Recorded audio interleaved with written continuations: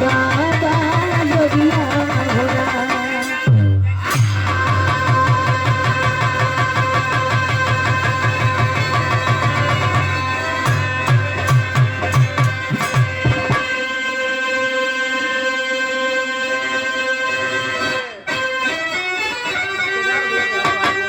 कर्म को ही प्रधान बताते सभी, कर्म अनुसार मिलता है दुनिया में फल। हे प्रतिष्ठानपुर के सुभर साहसी, सुरसेन महिपाल दानी प्रबल, अंग अंग उठती वीरता की लहर, और जंग जोशिल जो हरी जवानी रही, सर बधा करके सिहराए लाए दुल्हन, से सुधर जिनकी रानी रही।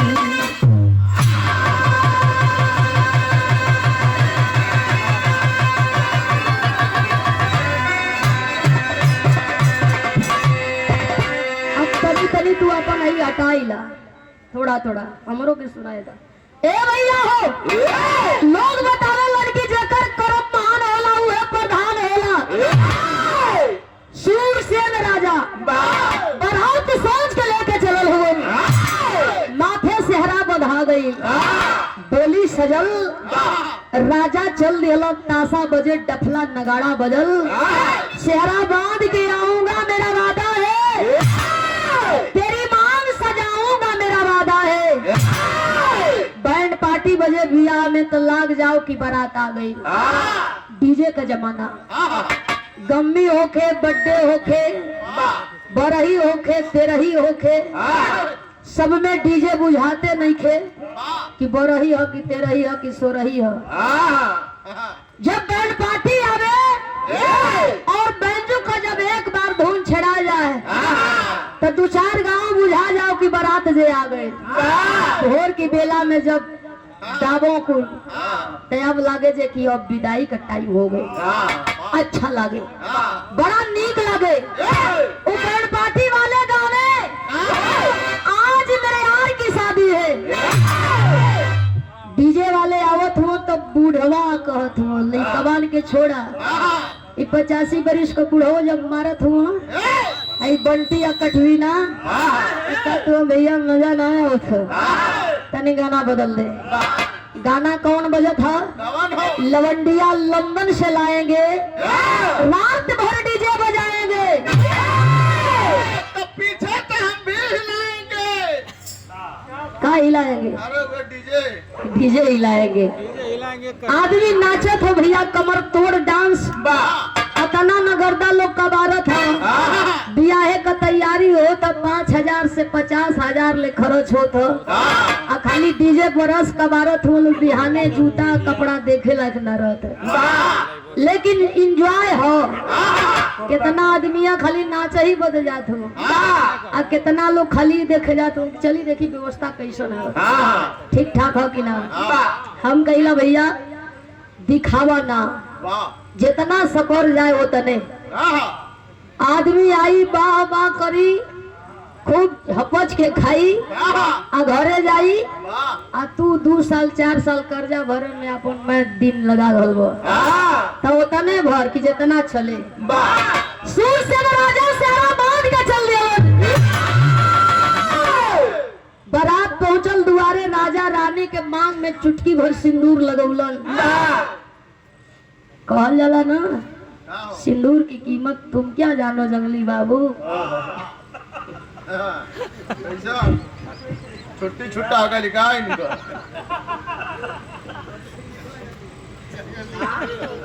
डायलॉग एगो फिल्म के रहे, छुट्टी छुट्टा वाला नहीं, ये चुटकी भर सिंदूर, तो हमारा मन पड़ गई।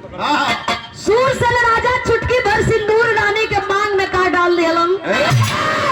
राजा रानी के रिश्ता 7 जन्म के हो गए। डोली में बैठा के राजा लेके रानी की आई लो।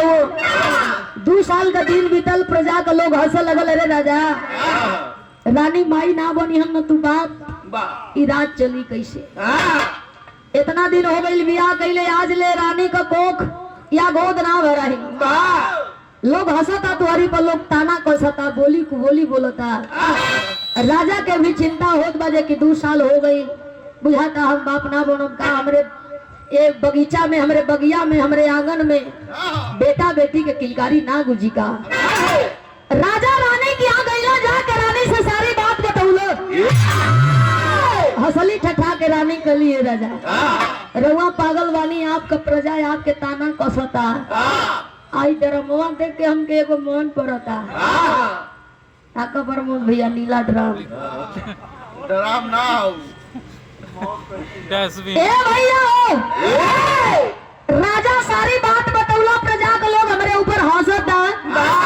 2 साल हो गई बियाह कैले, राजा को बुझाता कि आंगन में किलकारी ना गुजी, बस आगे ना बढ़ी। रानी असली कली की बौराहे बनी रहू हो, वो तो हमारा आपके मर्जी हुई, बेटा बेटी होत रही। प्लान कैला राजा रानी, रानी पाँव से भारी भइल बाड़ी, खुशी का ठिकान नहीं थे। दरबार में डुग्गा पिटा गई, दरबार में सब लोग जान गई।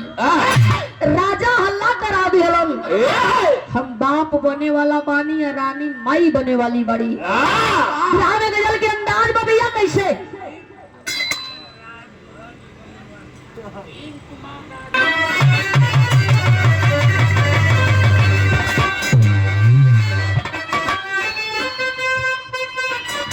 कोई हसीन लड़की कर रहल। अरे मैं नाचे हुस्नो नाम करे, जवानी नाम है मेरा।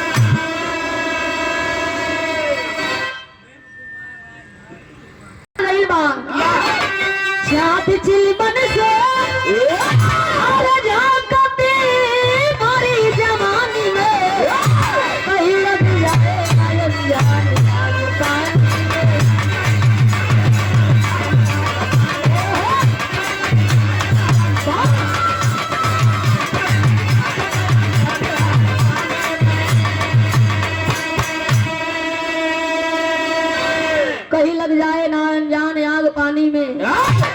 राजा रानी प्लान कैला, 9वां महीना पूरा भइल, रानी की कोख से वो लड़का जन्म लेहलस। बेटा का जन्म भइल, राजा रानी की खुशी का ठिकान नहीं थे। अंतर हो जाला, बेटी हुई 10 दिन के बाद बाबू घर से बहरे जइहा, गमछी से दे झरिया, बुझाई जे कि माछी उनके बिनत है सब। लोग कही 10 दिन से ना लौकल, कहीं का करी भैया, हमारे न करम फूटल बा, भगवानो हमारे से जरूरत हो लड़की भइल बा। आ लड़का हो जाई, चड्डा पहिर के बाबू घूमिया भर अंगना, तब वो ना चलिए, तब एकदम झारा चलिए।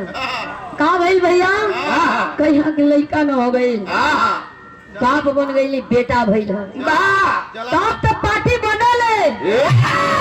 कहिया कि भैया पार्टी में का बंटी बबली आकी बियर, चला दरगाह बता दें, चला दरगाह शाम को मिलल जाई। अंतर होला हो भैया के केहू के होला कि बेटी के पैदा भइला खुश होला। अब तो लोग खाली दिखावा में फेसबुकवा पर डालत हो, हमारे घर लक्ष्मी का आगमन हुआ है, यहाँ तक कुछ और बा, फेसबुकवा पर कुछ और बा। आगमन हुआ है तो क्या हुआ है, हुआ है तो हुआ है। ए भैया, राजा की घरवा में बेटा पैदा हुई, राजा रानी खुश भइलन, कारण लेकिन लइकवा में बा। राम तो लइका जरूर बढ़िया रहल, सुघर रहल, बाकी ओकरे देह में बदबू रहल। इतना न ओकरे देह से बदबू आवे पप्पू भैया, 10 मीटर दूरे रहे, 100 मीटर 50 मीटर तो लोग जान जाओ कि रजवा का बेटा हो। राजा के चिंता बाकी आखिर हमारे बेटवा का देह से बदबू ऐसा आवत का है। और तो और 2-4 दिन 10 दिन 2 महीना 6 महीना बीतल, ओकरे देह पर चोइटा उपटत हो। वो चोइटा कैसा उपटे? जैसे कीड़ा के देह के केचुल होला, उ खजुआवे आ वही चोइटा के छोड़ावे। जितने न बदबू आवे उतने उपनिये में खाली डूबल रहे। राजा अपने बेटवा का नाम रखलन नगवा। दरबार का लोग नगवा नगवा कहे लगल। सयान भइल देखी बतौला ने जगली भैया कि राजा का बेटी जवान हो गई। का नाम रहल? द्रौपदी। अच्छा, द्रुपद का लड़की रहल। हम कहिला कि बेटी सयान होले आ बेटा जवान होला। चाहे कोई का बेटी होके, बेटी सयान होले आ बेटा जवान होला। राजा का बेटा जब जवान भइल, जवानी के रंग में रंगाइल हो। जाके बाबू से कहल तो लौकत ना हो, दिखात ना हो, कोई बुझात ना। आँखी का मोतिया बिंद हम सयान हो गई बनी, हमार बियाह करा दो। जिद कैला है राजा का बेटा, हमारे माथे सेहरा बांध के हमार दुल्हन लिया हुआ। राजा बैठल सोचत हो, गीत लगल हो बिया।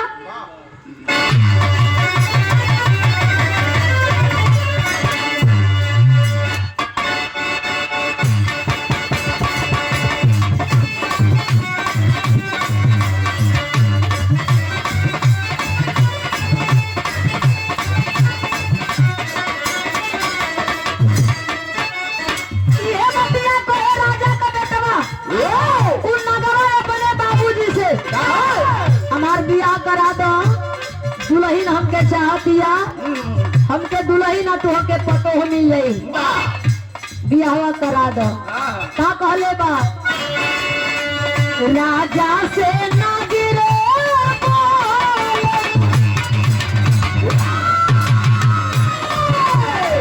राजा से ना गिरे बतिया सजोली बतावा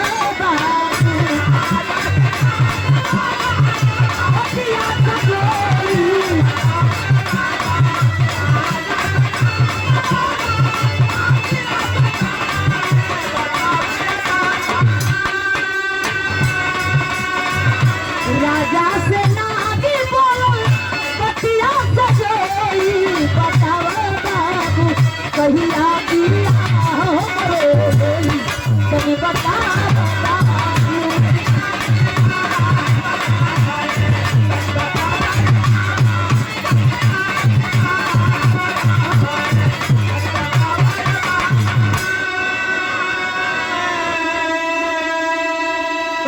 बैठल सिंहासन पर सोचे लगलन। बेटा होके बेटी होके माई बाप के चिंता हो जाला।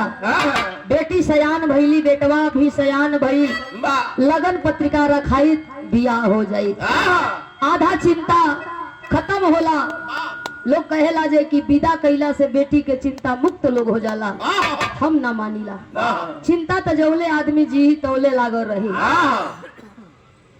भोज बेटी कहाँ होली? आप बतौले जे कन्यादान से बड़ा कोनो दान ना, तो फिर बोझ कैसे? बोझ कैसे? राजा सिंहासन पर बैठल हुआ, आई है सोचत हुआ बेटा तो हमार बढ़िया बटले बा, एकर चोइटा जवन बात देह के बदबू बा, एके कोनो लड़की पसंद ना करी। तेरी के भाव लिखल गई। अरे दुल्हनिया कैसे नगवा कबनी, अरे दुल्हनिया कैसे कीरा कबनी, कोनो राजकुमारी राजा का बिटिया।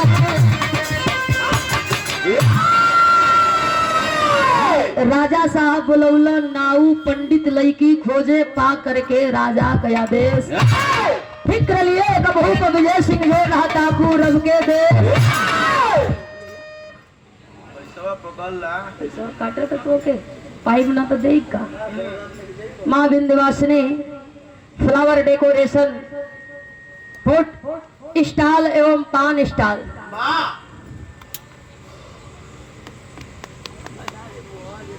शुगर शुगर अच्छा। एक्सप्रेस। शुगर कैंडी हो हाँ, वे कल आई का तो शुगर एक्सप्रेस। ए आप हमारे बोलगी बा राजा नाऊ पंडित बुला के आदेश कैला, नाऊ पंडित लड़की खोजे पा करके राजा के आदेश फिक्र लिए तो भूप विजय सिंह जो राता पूरब के देश बिटिया उनकी रही भगवती जब सोनी सारा संदेश भाग्य में मेरे नाथ पति वह चाहे होगा लाख कलेश। लेकर के पापी चल देला पंडित जी पूरा देश का रहे वाला भूप विजय सिंह का एक कई बेटी बारे संयोग केहू केहू जैसे नाम पड़ेला आरती अनिल नाम मिल जाला, नाम राशि मिलेला। लोग कहेला कि पुकार के नाम मिल गई तो गणना बनना मिल गई। जैसे पप्पू पूजा वाह वाह वाह वाह क्या बात है। अनिरुद्ध आराध्या लोग कई 36 गुड़ बैठल खाकी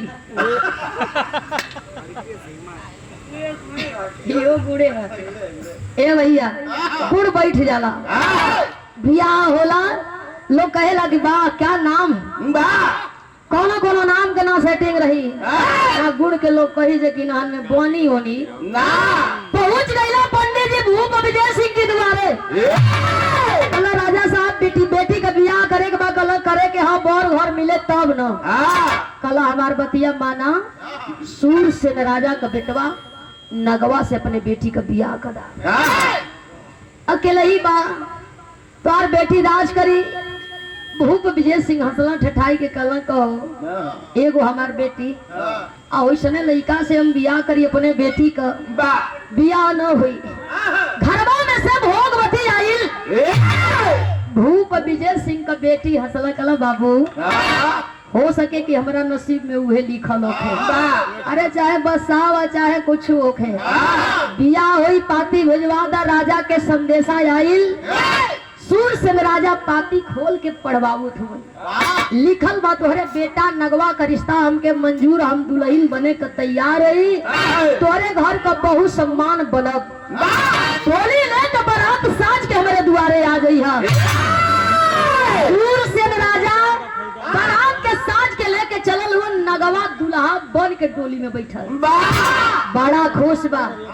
बियाह शादी में मैं तरह तरह के कुल गीत गव नहीं गवाला माई बहन गावेली अलग अलग तरीका हो अलग अलग अंदाज हो बरतिहा खुश होला गावेली ऐसन मो दुल्हा के दो में हाथे बेचो अरे चमारे हाथे बेचो लोहारे हाथे बेचो कोहारे हाथे बेचो आधी राती बोले सिया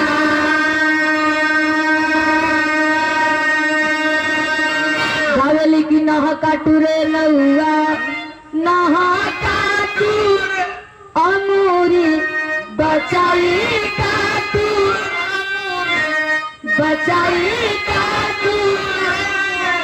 अरे मेरे बाबू के पतरी अंगूरिया तो अंगूरी बचाई काटू। लोग सुनेला धुनेला आजे जे होला उ गुनेला। बारात पहुंचे ले गावेली भोर के बेला में फलगौनी के समय ओ जहू दुला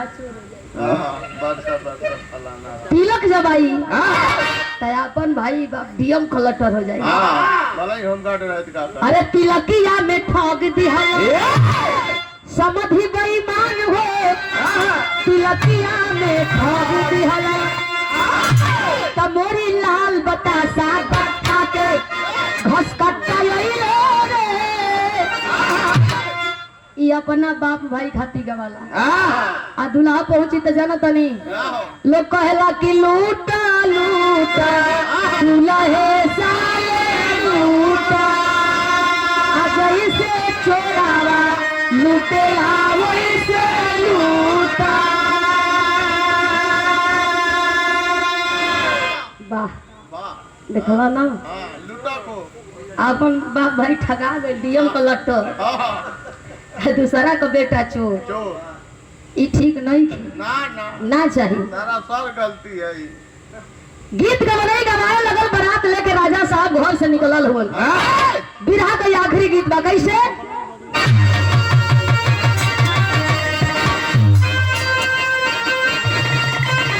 अरे झूलनिया के गुजरा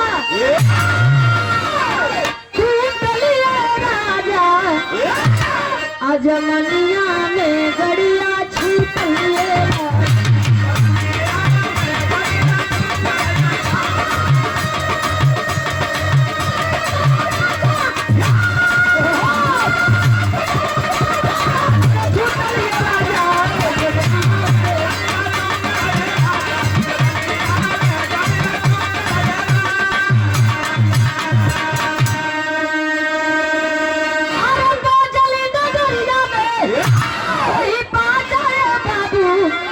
बनली नगवा दुल्हे राजा ले बाबू।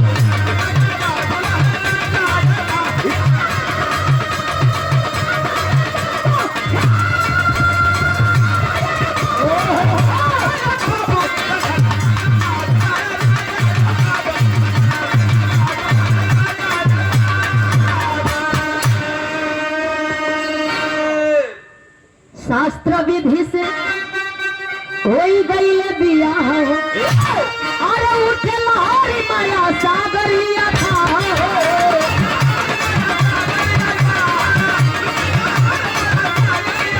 अरे लगे लगे दोनों के अंदाजा ये बाबू बनली नगरा दुल्हे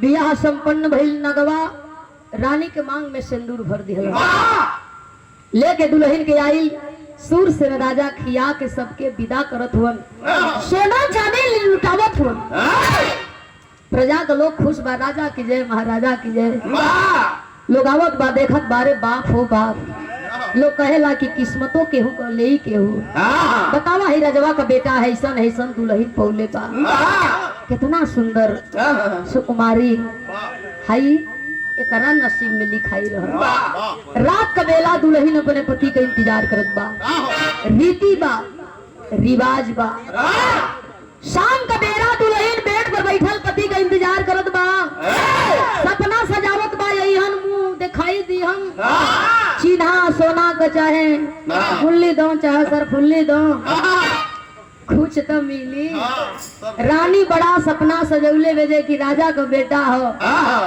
सोना चांदी हीरा मोती देही 12 बजल रजवा ना गईल रनियवा रोवत बा किस्मत के कोसत बा कि बाबू हमार मना कैल कि हम मनली आखिर हमारा में का कमी बा हमार मरद हमार पति अगले हमरे पास नहीं अइलो 1 बजल हो गई दुल्हा जाके दुल्हन के पजरे बैठल रोवे लगल रानी पूछे लगल कि हमार बाबू लेन देन में कमी कैला दहेज कम दिहल आकि हम ढेर खराब बानी नगवा शर्मात बा कहे तो अपना दिल के बात कैसे कहे कल ना रानी तू तो इतना सुंदर बाड़ू कि तहरा पजरे बैठत बानी तो हमके खुद ला जावत बा कैसे तू हमरा रिश्ता के कबूल हमने बड़ी ब्याह कर लिहलू हमार मेहरारू बन गईलू ई कम बात नहीं थे हमरा खातिर जे कि तू रिश्ता कबूल के हमरा ले बियाह कइले बड़ी रनिया रोत बा गलत इतना लेट काहे कइली दूसरी बात ही हमके बताई इतना सुघर शरीर हंसत बानी इतना निम्न पानी तो धक्का धक छोड़त पर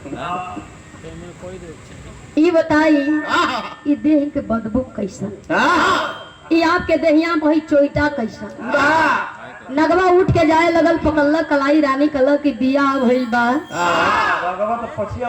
और धांगिनी यानी आधा अंक मालकिन, हर दुख सुख आधा आधा। अबले ना बतौली लेकिन आज बतावे के होई। मजबूर हो गई नाग अपने रानी से बतावत बा। रानी पूछा ताड़ू तब मेहरारू से का भेद का भाव का छुपावे के बा। हमार जन्म नाग कर रहल, ऐसन तैसन जगह हम ना रहली। दुनिया का मालिक शिवदानी भोले दानी की यहाँ कैलाश पर्वत पर हमार जीवन बीतत रहल। उहे शिवदानी के हाथ का कंगन बन के शोभा बढ़ावत रही। पार्वती 16 सिंगार को के आ गईली। पार्वती के देख के शिवदानी हंसलन, आ शिवदानी के देख के पार्वती हंसली। हमारा नाम रह गई तो हम हंस दियली। रिस में शिवदानी हमके शराप दे दिहलन। मानव तन से जन्म होई लेकिन देह कई जोन बदबू और चोइटा बा खत्म ना होई। ए रानी आज ले हम शराब से मुक्ति ना पौली। रनिया कहला कि रीजन ना बतौलो। नाग बतावे अपने दुल्हन से कहला कि ए रानी सुना।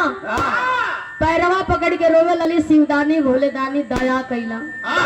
आई है बतौला कि लड़की कोनो तो से बियाह करी तो तोर बियाहवे तोरी मुक्ति का मार्ग बन जाई। उहे लड़की ले जाके दक्षिणी भारत के सिद्ध प्रसिद्ध गौतमी नदी में नहवा देई। देहिया का बदबू और चोइटा दोनों खत्म हो जाई। ए रानी बियाहवा तो हो गई लेकिन इतनी उपकार करबू तू ही तो हम जाके पाप से मुक्ति पाई। हंस दिया रानी कहला कि ये राजा मुंह दिखाई हमार हो गए, अब हमारा ले कुछ ना चाहिए। भोर का बेला दुल्हन अपने पति का कलाई पकड़ के दक्षिण के भारत सिद्ध प्रसिद्ध गौतमी नदी के धार में नहवावे चलल। भोर का बेला 4 बजत बा लेके अपने पति को वही नदी में हेल गई। गौतमी नदी में जब हेला लिया तब बिरहा का आखिरी भाव लिखल गई।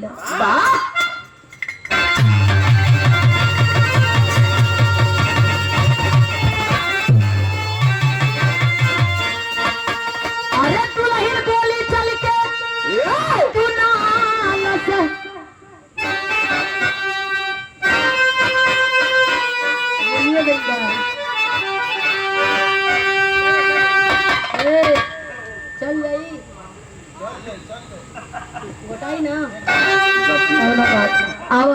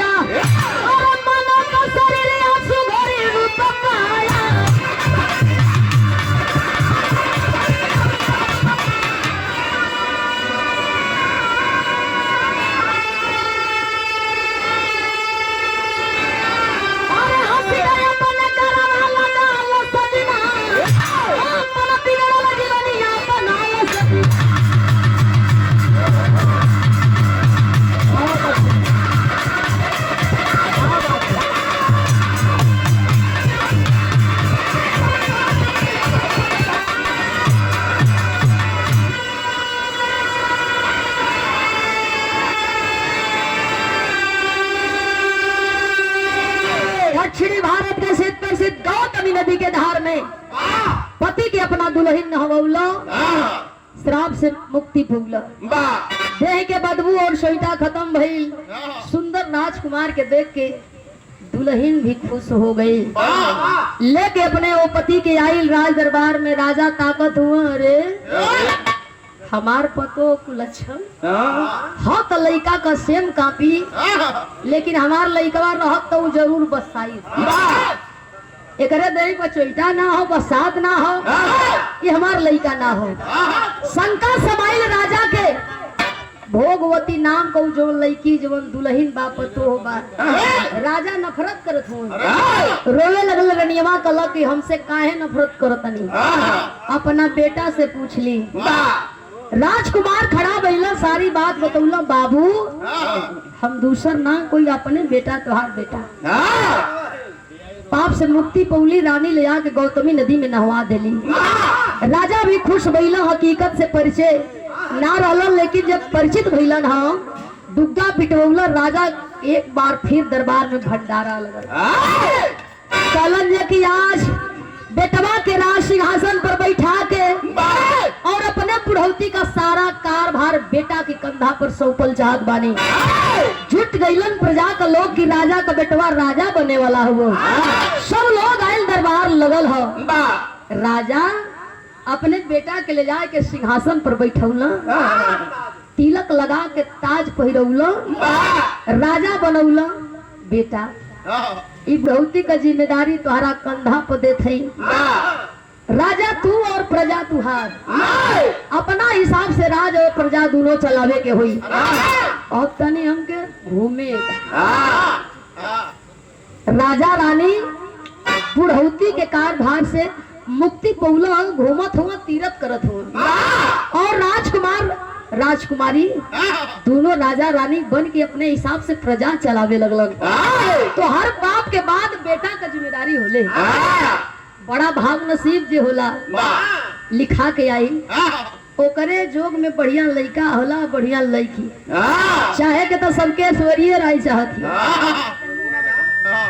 आ चाहे के तो सबके सलमाने खान चाहती लेकिन लिखल जवन बा हम कहते हैं जीवन ऐसा हो जिंदगी ऐसा हो लिखा के आइल बानी लेढ़ा तक कहाँ से मिली पेड़ा पेड़ा ना मिली रोवा ताड़ी लोग बहुत जानी रे भौजी तो ही आई लाली तो कहली कि लड़का विदेश में सुपरवाइजर है रे भौजी तेरी कपार का हम बोझ रही का रे तो भौजी होने से गरम है कहीं देखा बू ढेर चुरगा में 2 लाख रुपया एगो अपाची देले है यहाँ चुरगा तारू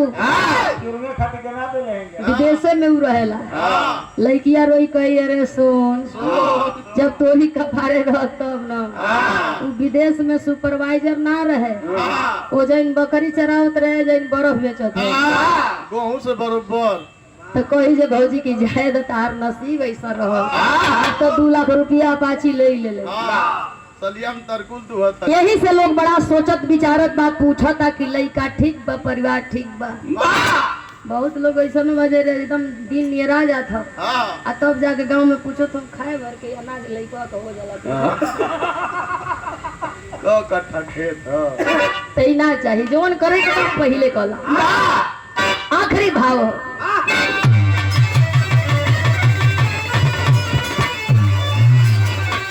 गुरु बिहारी गुरु गणेश